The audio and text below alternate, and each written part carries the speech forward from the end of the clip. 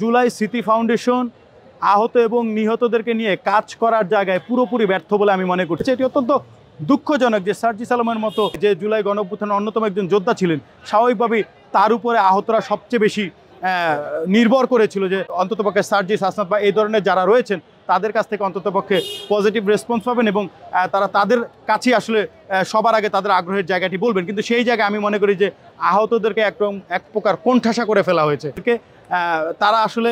বিগত দিনে এমনিতেই তারা কোনো ধরনের সাপোর্ট পাচ্ছিলেন না, সেই জায়গায় তাদেরকে আরও বেশি অসহায় করে দেওয়া হয়েছে বলে আমার কাছে মনে হয়েছে সার্জিসের সরে যাওয়ার মাধ্যমে। সার্জিসের এই দায়িত্বশীল জায়গা থেকে সরে গিয়ে আহতদেরকে একটি আরও মর্মান্তিক পরিস্থিতির মধ্যে ফেলে দেওয়া হয়েছে এবং তিনি আসলে হয়তো চিন্তা করেছেন যে ভবিষ্যতে তিনি রাজনীতিতে আসবেন, এই যে আহতদেরকে আসলে তারা সুচিকিৎসা দিতে পারছেন না, অর্থাৎ এই যে ব্যর্থতার দায়ভার আসলে তিনি যেহেতু তিনি দায়িত্বশীল জায়গায় ছিলেন জুলাই ফাউন্ডেশনে, তাকেই নিতে হবে। তিনি যখন মনে করলেন যে আসলে তিনি তার জায়গায় দায়িত্বটি সঠিকভাবে পালন করতে পারছেন না,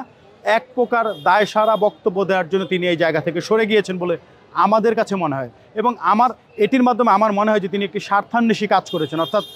তাদের যে মূল স্পিরিট ছিল এই আহত এবং নিহতদের নিয়ে কাজ করার যে বিষয়টি, সেই জায়গাতে তিনি আসলে দায়িত্বশীল কোনো ধরনের দায়িত্ব পালন করতে চাননি বলে আমার মনে হয়েছে যে তিনি সরে গেছেন। এবং এটি এমনটিও হতে পারে যে তিনি ভবিষ্যতে হয়তো রাজনীতি করতে চান, যেহেতু তিনি রাজনীতি করবেন, সামনে যেহেতু নির্বাচন আসছে, তিনি যদি নির্বাচনে অংশগ্রহণ করেন, সেই জায়গায় এই যে জুলাই ফাউন্ডেশনে যদি তিনি দায়িত্বশীল জায়গায় থাকেন এবং জুলাই ফাউন্ডেশনের যে মূল ম্যান্ডেট ছিল আহতদের সুচিকিৎসা নিশ্চিত করা, সেই জায়গায় জবাবদিহির জায়গায় আসলে তিনি থাকতে চাচ্ছেন না বলে আমার কাছে মনে হয়েছে যে তিনি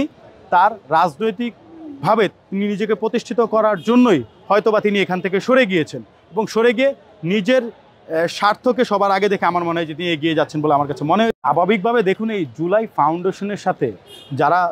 যে সকল ব্যক্তিবর্গ দায়িত্বশীল জায়গায় রয়েছেন, স্বাভাবিকভাবে এই যে আজকের এই ব্যর্থতার জন্য সকল দায়িত্বশীলদেরকেই কিন্তু এই দায় নিতে হবে, কেউই এই দায় এড়াতে পারবেন না। সেই জায়গা থেকে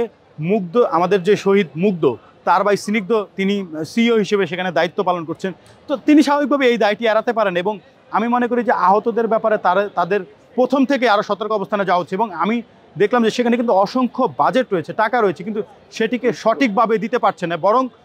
এই যে টাকা নিতে গিয়ে মানুষ সাহায্য নিতে গিয়ে বরং বিভিন্ন ধারে ধারে ঘুরে এক প্রকার হয়রানির শিকার হচ্ছেন। এভাবে আহত পরিবারদেরকে আমার মনে হয় যে আরও লজ্জাস্কর পরিস্থিতির মধ্যে ফেলে দিচ্ছেন এবং তারা আসলে এই যে জুলাই গণ অভ্যুত্থানের মূল স্পিরিটের জায়গায় তারা রয়েছেন এবং তারা সম্মুখ সারির যোদ্ধা হিসেবে আজকে যারা আহত হয়ে কাতরাচ্ছেন, তাদেরকে সবার আগে গুরুত্ব দিয়ে যেখানে তাদের জীবনমান স্বাভাবিক করার কথা, সেই জায়গায় আসলে কোনো রকম ভ্রুক্ষেপ করছে না, বরং আমার মনে হয় যে জুলাই স্মৃতি ফাউন্ডেশন যেখানে তড়িৎ গতিতে কাজ করার কথা, আমার মনে হয় তারা কচ্ছপ গতিতে আগাচ্ছেন।